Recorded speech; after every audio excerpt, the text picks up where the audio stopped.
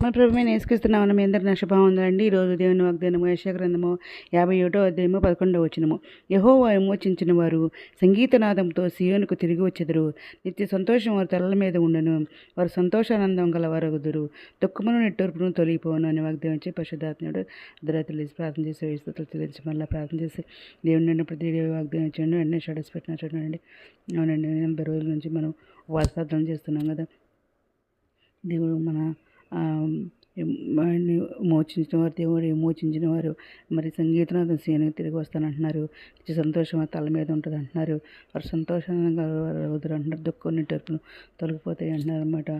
దుఃఖంతో వేదంతో నెలలను బట్టి ప్రార్థన చేస్తున్నాము. దేవుడు మరి ఇక్కడ మనల్ని యెహోవా సీయోనును ఆదరించుతున్నాడు అంటున్నారు.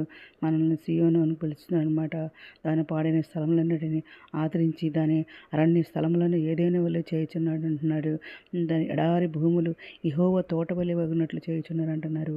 ఆయన సంతోషములను మరి కృతజ్ఞత ఆయనకు ఆనంద సంతోషములను కృతజ్ఞత స్తుతియును సంగీత నాదమును దానిలో వినబడను అంటున్నారన్నమాట. ఇంకేమన్నారండి, నా ప్రజలారా నా మాట ఆలకించుడి, నా జనులారా నాకు చెవికి వినుడి, ఉపదేశము నా యుద్ధ నుండి బయలుదేరని అంటున్నారు.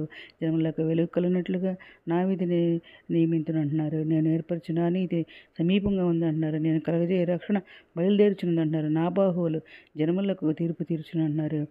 దీపవాసులు నా తట్టు చూచి నిరీక్షణ కలవారవదురు అంటున్నారు. వారు నా బాహువులు ఆశ్రయించరు అంటున్నారన్నమాట.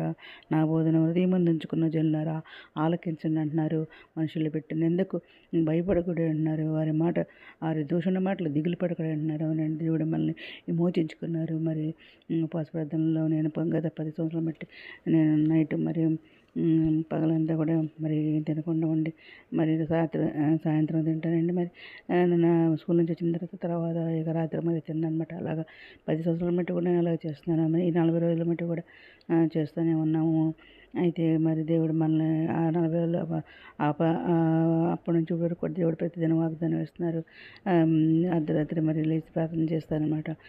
మరుజాము లేచి ప్రార్థన చేయమన్నారు నన్ను.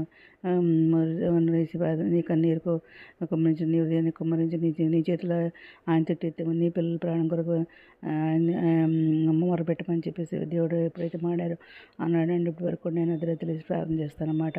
దేవుడు మరి ప్రతిదినం కూడా వాగ్దానం ఇస్తారు. మరి నేను మోజించుకున్నాను, భయపడకు నిన్ను పేరు పెట్టి పిలుస్తున్నాను చెప్తాను అన్నారు. సరందరం మాడారన్నమాట. నన్ను పేరు పెట్టి పిలిచి నీకు తోడైన నేను ఆకాశాలు పెద్ద పెద్ద అక్షరాలు దాచి చూపించారు. ఈ విధంగా ప్రతిదినం కూడా మనకు వాగ్దానం ఇస్తున్నారు. ఇంకా ఈరోజు కూడా మనకు దేవుడు ఇంత మంచి వాగ్దానం ఇచ్చారంటే ఆయన మనల్ని విమోచించుకున్నారు అంటున్నారు. మన సంగీతంతో తిరిగి వస్తామంటున్నారు.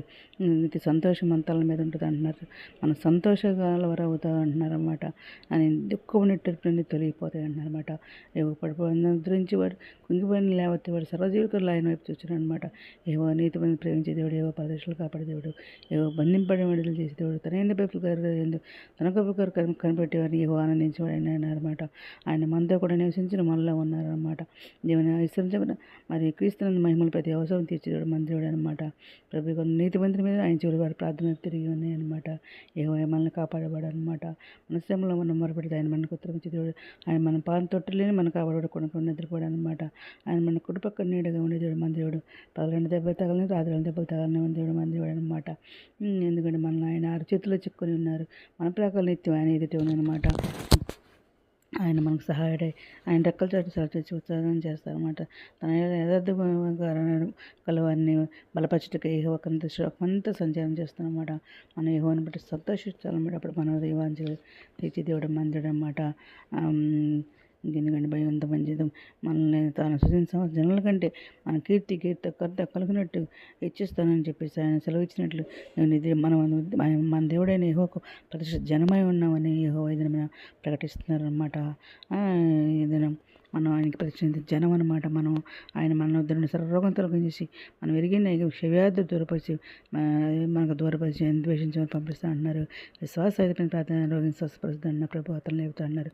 అతను పాపం చేసి పాప శ్రవణం అంటారని చెప్పేసి ఏదైనా మాట్లాడుతున్నారు. నిత్య సంతోషం మనకు కలుగజేసే దేవుడికి కృతజ్ఞతలు చెల్లించుకుని ఈరోజు మనం ప్రార్థన చేసుకుందాం. మోహనద్ర సర్వశక్తిమంతుడు ఘనమైన మనకి వేలాది స్థుతిస్తున్నాం. ఎంతమంది ప్రభుత్వం ప్రతి ఒక్క బిడ్డ పేరు న్యాయం చేసుకోండి. ప్రతి ఒక్క బిడ్డ కావాల్సిన తిట్టింది నాకు తెలుస్తుంది. కోరికలు తీర్చండి. 2 బిడ్డల మంచి జరిగే విద్యాశాఖలో నిరుద్యోగులు ఉద్యోగాలు తెచ్చండి. అదే పరిస్థితుల ప్రభావికి ఆర్థిక సహాయం తెచ్చండి. అనారోగ్యం స్వస్థపరచండి. వేదనలతో కొన్ని ఓదార్చండి. కుంగిన వాళ్ళు లేతండి. రక్షణ వరకు రక్షణ ఇచ్చిన మిత్రులు రాని మీరు చేయండి. మీ అందరూ సిద్ధపడ్డ ప్రభు చెప్పండి. ఎంత ప్రజలు ఉండే భాగంగా చెప్పి మా ప్రభు పీరేషన్ నేసుక్రీస్తు పరిశుద్ధమైన నామమున వీడుకొని ప్రార్థిస్తున్నాం తండ్రి. ఆమె ప్రభు సేవలో మీ సహోదరి. God bless you all.